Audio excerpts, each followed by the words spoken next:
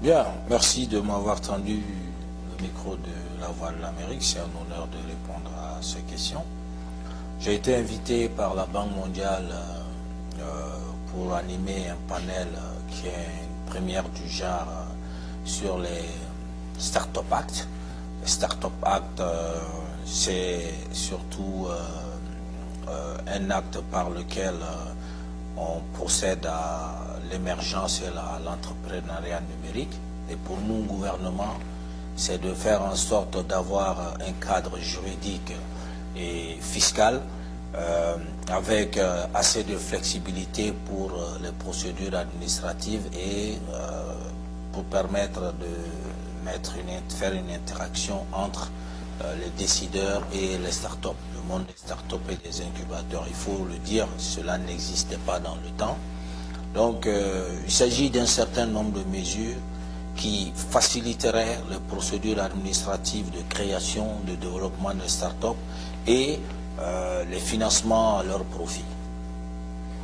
Merci beaucoup. Quels peuvent être les avantages, sinon les retombées sur le plan économique pour les jeunes Maliens? Nous savons que presque il y a plus de 60% des jeunes Maliens qui ont moins de 30 ans et qui aspirent aujourd'hui à avoir un boulot. Quelles peuvent être les retombées? Vous savez, nous vivons l'ère du numérique. Et l'avenir, c'est le numérique. Moi, je suis persuadé que nous ne pouvons pas transformer nos écosystèmes du numérique sans promouvoir l'entrepreneuriat numérique. Et l'entrepreneuriat numérique est détenu par ces startups. Les startups, ce sont des entités qui créent de l'innovation dans ce qu'elles font au quotidien. Alors, d'abord, avec un texte, une loi de ce genre, nous dirons que c'est une loi révolutionnaire. Cette loi permettra d'arrêter la fuite de nos cerveaux vers l'étranger et de surcroît réduire le chômage. Et cette loi permettra à notre écosystème d'avoir des retombées financières parce qu'en créant de l'emploi, tout le monde y gagne son compte. C'est indépendant de ce qui se passe aujourd'hui parce que chaque start-up est financée parallèlement par des organismes, des partenaires et l'État généralement ne voit pas l'intérêt. Et si l'État s'y mêle, si l'État a un cadre réglementaire par lequel ces startups vont être régulées, il va de soi que nous allons engranger des ressources financières importantes, nous allons créer de l'emploi, nous allons avoir un secteur attractif, nous allons attirer des investisseurs qui soient locaux ou étrangers. Et dans une de nos interviews, vous avez parlé de Silicon Valley du Mali. Et est-ce que vous nous expliquez comment cela va se manifester concrètement? Bien, oui, le mot Silicon Valley du Mali, certains l'ont traité d'utopiste. Moi, je ne dis pas que c'est de l'utopisme, je suis réaliste, c'est du pragmatisme. Lors d'une session à l'étranger, j'ai dû lancer le projet Toubanisso de la Banque mondiale. Toubanisso de la Banque mondiale est situé sur la route de Kangaba au Mali et la Banque mondiale voudrait utiliser pour faire un pôle technologique. Alors j'ai dû négocier avec le partenaire que puisque le Mali doit avoir un complexe numérique, c'est de faire en sorte que le complexe numérique soit installé là.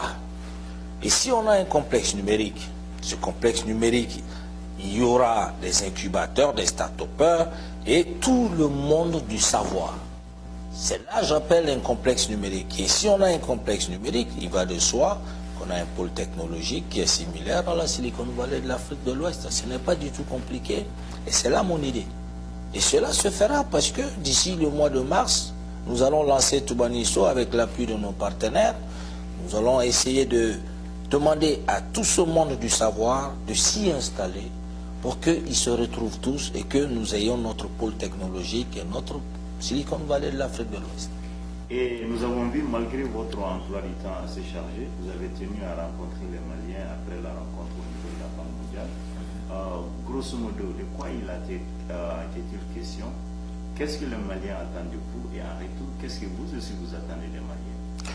Voilà, on a compris que le Sénégal était en avance sur nous par rapport à la finalisation de cette loi. Et quand j'ai eu connaissance de cela, j'ai tout de suite demandé qu'on fasse un policier hackathon aussi à Bamako, réunir les différents acteurs du secteur. Ça s'est passé à la fin du mois d'octobre. À la suite du policier à Caton, il y a eu des recommandations. Ces recommandations ont été bien prises en charge par, bien sûr, le premier chef de département que je suis. Et je leur ai tout de suite demandé d'insérer ces recommandations dans un document. Et ces documents, c'est ce qu'on appelle l'acte juridique. Après une première lecture, bien entendu, des aspects liés à la fiscalité, à un certain nombre de choses sur l'emploi, nous sommes tombés d'accord sur une mouture un peu plus légère pour que le document puisse passer sans tracasserie administrative. Et aujourd'hui, il a été question pour chacun d'exposer son cas. Et le Sénégal, bien entendu, l'a fait sans formellement avoir une structure qui servira à mutualiser ou à recevoir les fonds. Nous, on ne peut pas le faire. Moi, j'ai eu à le dire, si nous voulons le faire, nous voulons avoir un cadre réglementaire. Et quand on aura un cadre réglementaire, nous allons avoir un seul pot commun pour mutualiser les ressources et adopter ce financement. Et faire répartir ce financement entre les différents bénéficiaires, bien entendu avec les critères que l'État décidera, l'État va s'assumer. Alors, cela a été une discussion très riche, le cas du Mali a été salué. Et l'idée de la banque, c'est surtout de faire vite pour faire finaliser ces textes, parce que ces startups, en réalité, ont un certain nombre de problèmes. Le premier problème, c'est le problème de financement. Il y a un problème de collecte et de partage d'informations entre elles. Il y a un problème de défiscalisation qui va être difficile aujourd'hui, vu le contexte actuel des ressources fiscales générées par le pays. Puis bon, nous avons demandé que les autres points sont matière à discussion. Les semaines à venir, nous allons essayer de finaliser le dossier, le mettre en ligne, pour requérir surtout les observations de cette diaspora. Comme lors de notre réunion, on a eu des idées géniales, nous pouvons avoir des idées importantes pour les intégrer dans cet acte final, pour que ce document soit le plus inclusif, inattaquable. C'est là où moi je serai le porteur devant le gouvernement et après aller à l'Assemblée.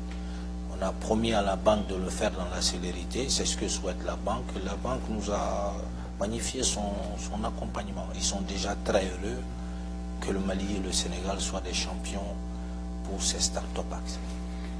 Dernière question, vous avez dit également, le président de la République l'a dit également, il a placé son deuxième mandat sous le mandat quand même de la jeunesse et aussi d'ici 2020 à ce que chaque village, chaque Malien puisse avoir un téléphone abordable.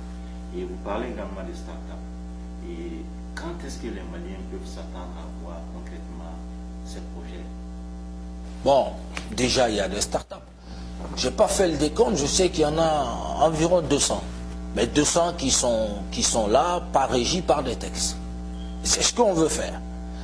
Actuellement, les start-up travaillent avec des partenaires techniques et financiers. Les start-up développent des solutions pour l'administration. Les start-up travaillent même dans les secteurs clés de l'économie comme la santé, l'éducation.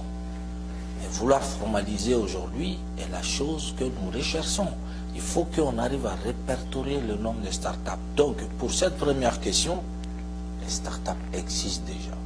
Mais en formalisant, nous allons avoir les réelles start-up qui sont accessibles et qui peuvent bénéficier du financement. Deuxièmement, par rapport aux autres projets, à l'horizon 2020, comme je vous ai dit, nous avons une obligation de faire de la réduction de la fracture numérique une réalité. Nous devons désenclaver numériquement et nous devons, comme le président l'a dit, le téléphone ne doit plus être un luxe. Il faudra que dans les zones les plus éloignées du pays, dans les zones rurales, nos populations puissent accéder au téléphone. Cela va de soi pour garantir la sécurité des populations.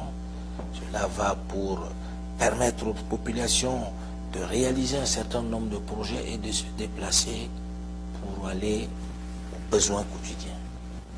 Je vous remercie. Merci.